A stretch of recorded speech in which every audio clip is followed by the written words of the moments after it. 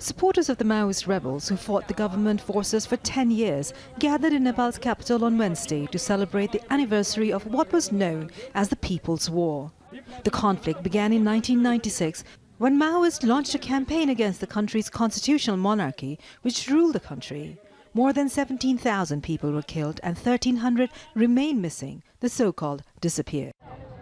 This is the end of an era of political revolution and a beginning of an era of development. But away from the celebrations, some survivors of the conflict are worried. Devi Kharka was a Maoist party member. At 17, she was arrested by the Nepal police. A group of police training for guerrilla warfare raped me. It was a war crime. Rape survivors carry a raw wound.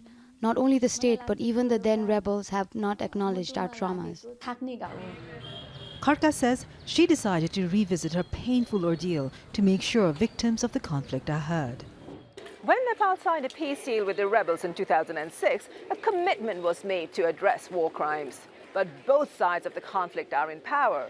Political parties and the army have tried to push for an amnesty to perpetrators. Nepal's Supreme Court struck down an amnesty clause as unconstitutional in 2014. But victims, as well as the international community, are still concerned.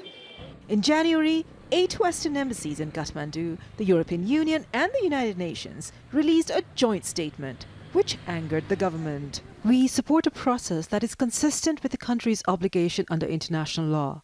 Members of the international community are also united in the view that any solution should have the needs of the victim at its heart. Only then can the peace process move forward on a strong foundation. The Truth and Reconciliation Commission, set up to address war crimes, has more than 63,000 complaints. But it has not completed a full investigation into a single case. It has only one commissioner, and his mandate runs out in April. Victims were concerned that the Truth and Reconciliation Act would be pro-perpetrators, and this has been challenged in the Supreme Court. The international community also has been questioning some points of the Act.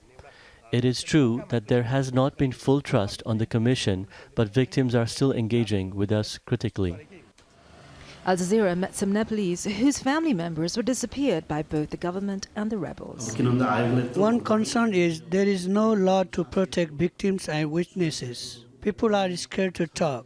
People are being threatened by the army, the police and the former rebels not to keep pressing this issue.